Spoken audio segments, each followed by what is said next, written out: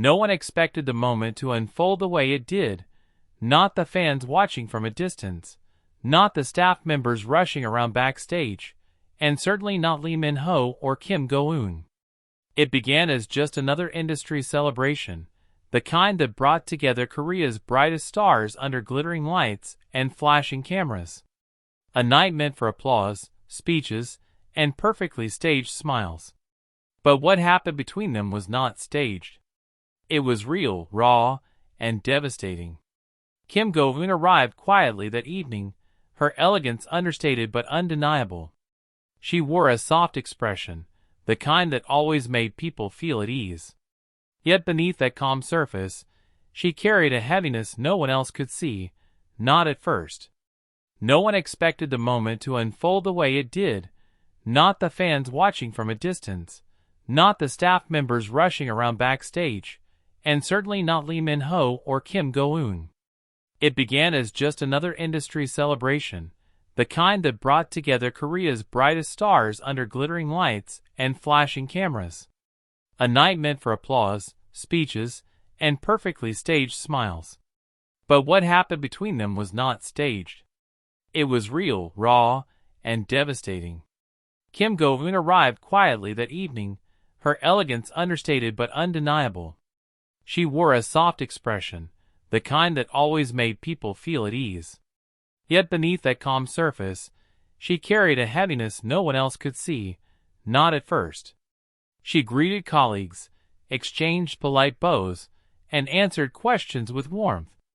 But her eyes moved cautiously, scanning the room with a subtle tension that only one person could trigger. Lee Min-ho. He entered shortly after, surrounded by staff and his usual aura of confidence. Cameras immediately turned toward him as he waved, smiled, and walked with practiced grace. But the moment he spotted her, Kim Go-eun standing alone near the center of the hall, his polished exterior cracked just a little. Their eyes met for the first time that night. And something shifted. It was only a second, maybe two. But it was long enough for them both to feel everything they'd been trying to suppress. Go-eun broke the stare first, turning her head just slightly, pretending she was adjusting her dress. But the truth was simpler. Her heart wasn't ready. Not to see him. Not to feel that old familiar ache. Min-ho inhaled slowly, steadying himself. He wanted to approach her. He wanted to say something, anything, to break the invisible barrier between them. But before he could take a step, a reporter called his name, dragging him back into the noise and attention he had long grown used to.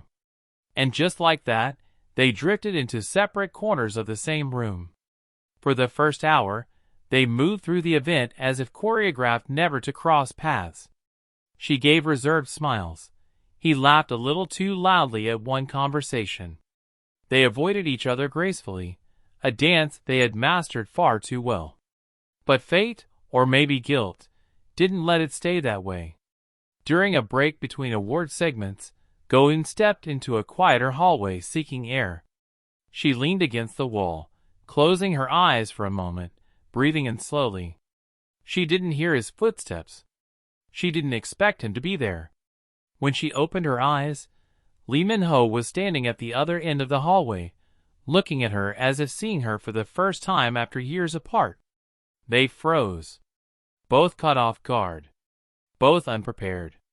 He walked toward her with careful steps, as if afraid she might run. "Go-eun," he said softly. Her breath hitched. It was the way he said her name, gentle, familiar, holding 1,000 memories she tried so hard to forget. But before she could reply, a staff member hurried toward him, whispering something urgent into his ear. Min-ho's jaw tightened. He glanced at the staffer, then back at Go-eun, apologetic. "I'll be right back," he murmured. She didn't move. Her expression didn't change.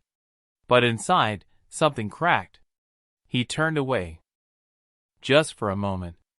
Just long enough for the imbalance inside her to finally slip. The second he walked off, she exhaled shakily, her hand flying to her chest. her eyes blurred with tears she had held inside all night. She swallowed hard, trying to steady herself. She looked down, biting her lip to keep herself from breaking completely. But the tears kept coming. She had been strong away before. All the moments she stood alone, waiting for him to choose her, only for him to choose silence instead. She wiped her cheeks quickly, hoping no one would notice. But a nearby makeup artist caught sight of her trembling shoulders and rushed over. "Are you okay? Do you need water?" Go-eun forced a smile, shaking her head gently. "I'm just tired. It's nothing." But it wasn't nothing. It was everything. Meanwhile, Minho returned to the main hall, distracted, unsettled by the brief encounter. He kept glancing toward the hallway, expecting her to return. When she didn't, he excused himself and went looking for her. He found the empty hallway. No Go-eun. No trace of her breakdown. He tried calling her name softly, but the echo of his voice was the only answer. He ran a hand through his hair, frustration rising. Why was it so hard to reach her? Why was it always him arriving a moment too late? He returned to the hall just as the event resumed, and his heart sank when he saw her finally taking her seat, composed, dried, smiling politely as if nothing had happened at all. But he knew. He could see the faint redness around her eyes. He could see the slight tremble in her smile. He could see the pain she tried so hard to hide.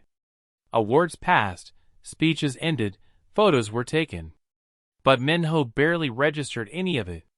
He kept glancing at her, catching every small shift in her expression. When the final applause ended and the guests began to leave, he stood up, determined to talk to her. To apologize. To explain. To ask, just once, for a chance to fix what he had broken. But as he approached, her manager stepped between them briefly, adjusting her coat. She looked up at Minho, startled, vulnerable for a heartbeat. He opened his mouth to speak. But before he could, one of his staff members grabbed his arm urgently, pulling him toward the media waiting at the entrance.